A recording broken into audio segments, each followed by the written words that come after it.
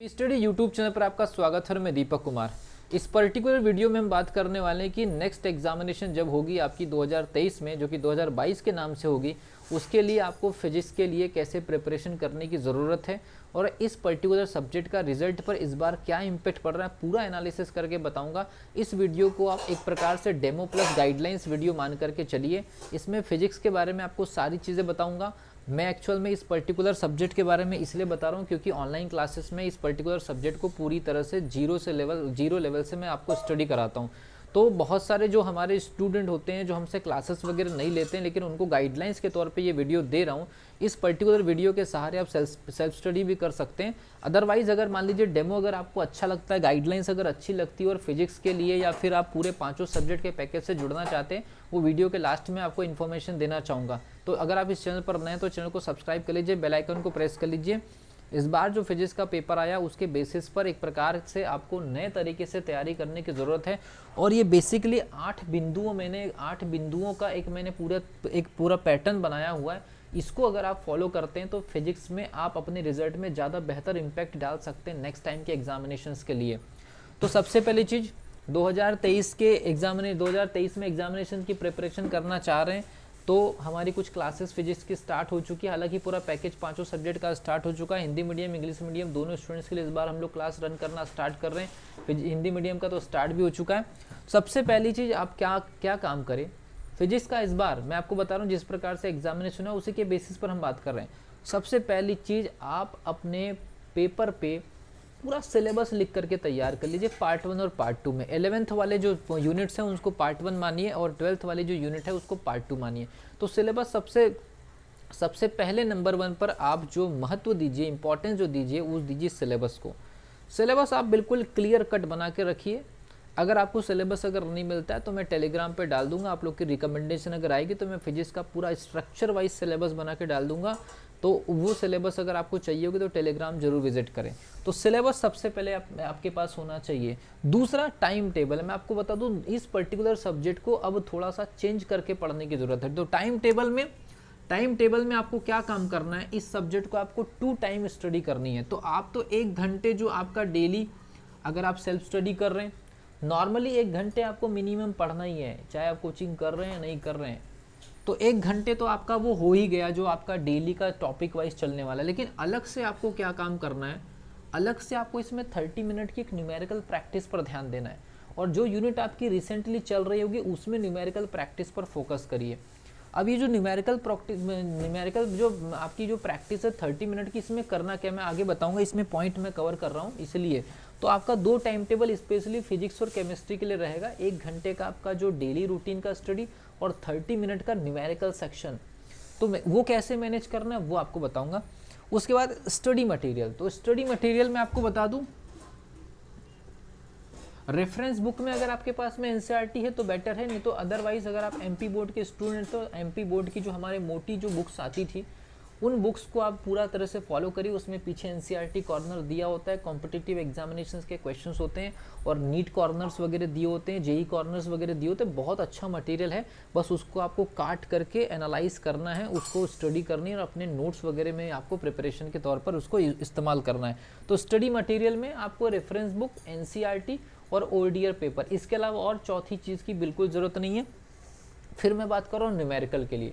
ज़्यादातर इस particular subject में न्यूमेरिकल स्टडी नहीं होने की वजह से एनालिटिकल स्टडी भी नहीं हो पाती। इस बार जो एग्जामिनेशन हुए हैं 10 शिफ्ट में, उसमें न्यूमेरिकल को उतना टच नहीं किया गया, तो थ्योरेटिकल चीज़ों को टच किया गया। लेकिन वो एनालिटिकल थे।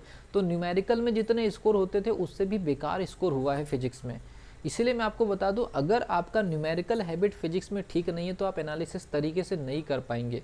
इसलिए आपका न्यूमेरिकल एबिलिटी फिजिक्स के अंदर बहुत ज़रूरी है। इसके लिए मैं आपको बता दूं, सबसे पहली चीज़ आपको नंबर्स को ऐड करना, माइनस करना, डिवाइड करना, मल्टीप्लाई करना, वर्गमूल कैलकुलेट करना, परसेंटेज कैलकुलेट करना, त्रिकोणमिति के सॉल्यूशंस आपको निकालना। तो ये जो बेसिक जो चीज़ें हैं 10 to the power of x वाले कैलकुलेशन को आपको इजीली हैंडल करते हुए आना चाहिए। इसके अलावा जो दशमलव वाला जो होता है, जो पॉइंट्स वाले जो कैलकुलेशन होते हैं, तो मैथ्स में ये पूरा का पूरा जो सेक्शन है आपको स्ट्रॉन्ग करने की ज़रूरत है। प्लस माइनस का तो उतना डिमांड नहीं, लेकिन डिवाइड करना, मल्टीप्लाई करना, वर्गमूल, trigonometry, percentage, 10 to the power of x, इसके अलावा दशमलव पॉइंट वाले, ये कैलकुलेशन की डिमांड होती है फिजिक्स में। उसके बाद बात करते हैं एनालिसिस। इस बार जो पेपर बना था वो एनालिटिकल बना था, काफ़ी अंदर से फैक्ट को उठाया गया था। तो आपको एनालिसिस तभी बनेगा जब आप फिजिक्स को न्यूमेरिकल पढ़ने की हैबिट डालेंगे। अगर आपसे न्यूमेरिकल नहीं बनेगा, फिजिकल सिग्निफिकेंस आप नहीं निकाल पाएंगे, एनालिसिस आप नहीं कर पाएंगे, फिजिक्स में सीधा सीधा पढ़ोगे तो कैसे स्कोर होता है वो भी मैं आपको बताने जा रहा हूँ आगे। इस बार जो एग्जामिनेशन हुए उसमें 6 नंबर से 8 नंबर तक, मतलब मिनिमम 30 नंबर के पेपर में 6 नंबर से 8 नंबर तक कवर करने वाले जो स्टूडेंट हैं उनकी संख्या लगभग 85% तक हो जाती है। मतलब 100 में से 85 स्टूडेंट ऐसे हैं जो केवल 8 नंबर तक पहुंच पाए। फिर 8 से 10 की अगर हम बात करें तो वो संख्या हो जाती 90%।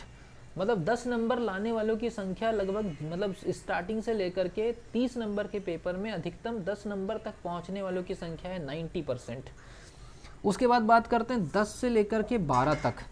10 से 12 तक ये संख्या हो जाती है लगभग आपकी लगभग 95%। और 12 से लेकर के 15 नंबर तक ये हो जाती 98%। मतलब अधिकतम 30 नंबर के पेपर में 15 नंबर कवर करने वाले स्टूडेंट की संख्या 100 में से 98 है।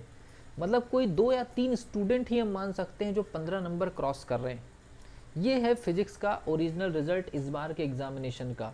मतलब बहुत बड़ी संख्या जो है वो 12-13 नंबर के पीछे ही। और आप सोचिए केवल 10 नंबर तक पहुंचने वाले जो स्टूडेंट हैं उनकी संख्या 90% है। ये लगभग हमने एक जो पूरा जो एक तरह से सर्वे किया है, जो हमारे तरफ जो स्टूडेंट के जो आंसर की आने के बाद हमने कलेक्ट किया डेटा, उसके बेसिस पर एक हमने आकलन किया। तो हम उसको एक सैंपल मान के चल रहे हैं कि केवल 2 या 3 स्टूडेंट ही ऐसे जो 15 क्रॉस कर पाए हैं आउट ऑफ 100 के सैंपल में, और केवल 10 स्टूडेंट ही ऐसे हैं जो 10 नंबर से ऊपर गए हैं 30 नंबर के पेपर में। बाकी 90%, 100 में से 90 स्टूडेंट हैं जो 10 तक आके रुक गए। अब आप सोचिए कि अगर 10 नंबर की जगह अगर 15 लाए होते तो जिन स्टूडेंट के 70 आ रहे हैं वो 75 पर होते, जिन स्टूडेंट के 65 पर है वो 70 पर होते। 5 नंबर में आपका कितना बड़ा, 5 नंबर में 3-3, 4-4 हज़ार रैंक का डिफरेंस आ जाएगा। तो ये एनालिसिस है 2000, ये जो अभी जो रिसेंटली जो एग्जामिनेशन हुआ है उसके बेसिस पर मैं आपको बता रहा हूँ। ये रिजल्ट बहुत ही ज़बरदस्त इम्पैक्ट डाल रहा है इस बार रिजल्ट को ख़राब करने के लिए। मैक्सिमम ये सब्जेक्ट इस बार रिजल्ट को ख़राब कर रहा है। मैक्सिमम लोगों के रिजेक्शन का कारण इस बार फिजिक्स बनेगा। बॉटनी जूलॉजी एक नॉमिनल एवरेज मार्क्स दिला रहा है, लेकिन फिजिक्स, केमिस्ट्री और इंग्लिश ने इस बार मैक्सिमम लोगों का रिजल्ट ख़राब किया है। और फिजिक्स का रिजल्ट किस हद तक ख़राब हुआ है मैंने आपको ये एनालिसिस करके बता दिया। उसके बाद शॉर्ट नोट्स और नोट्स, ये स्टूडेंट बनाते नहीं है, प्रिपेयर नहीं करते, चीज़ों को कलेक्ट नहीं करते। इस वजह से होता यह है कि लास्ट टाइम हड़बड़ी में हर सब्जेक्ट में शॉर्ट नोट और नोट्स बनाना है। देन उसके बाद 0 टू मैक्सिमा, अगर आपका स्कोर अगर ज़्यादा नहीं आता है, फिजिक्स आपसे नहीं बनती है, स्कूल की मार्कशीट को आप अलग रख दीजिए। स्कूल में आपकी कितनी स्कोरिंग थी फिजिक्स में वो बिल्कुल अलग रख दीजिए। यहाँ पर डिफरेंट तरीके से पढ़ना पड़ता है। ये मान करके चलिए कि हमको 0 लेवल से स्टार्ट करना है, यूनिट 1 से स्टार्ट करना है और आपको मैक्सिमम सिलेबस कवर करना है। और इस बार आपको बता दूँ, अलग अलग हर यूनिट से क्वेश्चन ना करके 3-4 यूनिट के स्लॉट में से ही 30 में से 20-25 क्वेश्चन बन गए। इसका मतलब ये है कि कौन से स्लॉट से कितने सारे क्वेश्चंस आ जाएंगे उसकी कोई गारंटी नहीं। इसलिए हर यूनिट को बहुत अच्छे से, बहुत ईमानदारी से प्रिपेयर करने की ज़रूरत है। तो ये है फिजिक्स का एक गाइडलाइंस डेमो। अगर आप ज्वाइन करना चाहते हैं पैकेज तो टेलीग्राम पर पूरी इन्फॉर्मेशन है। टेलीग्राम के लिंक मैं डिस्क्रिप्शन में दे रहा हूँ। पैकेज आपका रहेगा आपका 1499 का 5 सब्जेक्ट का। और अगर स्पेशली कोई भी सब्जेक्ट अगर आपको पढ़ना है, हो सकता है कि आपको लगे कि हमको एक ही सब्जेक्ट पढ़ने की ज़रूरत है, तो फिज़िक्स और केमिस्ट्री, बॉटनी, जूलॉजी, इंग्लिश का ये आपका 499, 499, ये आपका 399, 399 और ये आपका 299। आप इंडिविजुअल सब्जेक्ट भी पढ़ सकते हैं। और ये जो इंडिविजुअल जो सब्जेक्ट है आपका, ये इंडिविजुअल सब्जेक्ट का आपका प्राइस है पैकेज का 1499 रुपये है। ऑनलाइन क्लासेस का पूरा शेड्यूल, क्लासेस, टेस्ट, इसमें आपको पूरे पैकेज के अंदर अगर आप इनरोल होते हैं तो आपको 100 टेस्ट मिलते हैं, 20 टेस्ट पर सब्जेक्ट एग्जामिनेशन तक, 6 से 7 महीने का स्लॉट। मैंने इसके ऊपर एक अलग से एक वीडियो पूरा बता दिया डिटेल, उसको आप देख लीजिए। ज़्यादा इन्फॉर्मेशन चाहिए टेलीग्राम पर जाइए, टेलीग्राम के लिंक डिस्क्रिप्शन बॉक्स में। मिलता हूँ अगली वीडियो में, जहाँ हम बात करेंगे कि जो केमिस्ट्री का जो सब्जेक्ट है उसको हमको कैसे स्टार्ट करना है उसकी भी मैं आपको एक डिटेल गाइडलाइंस देने वाला हूँ। तो मिलते हैं अगले वीडियो में, तब तक के लिए wish you all the best.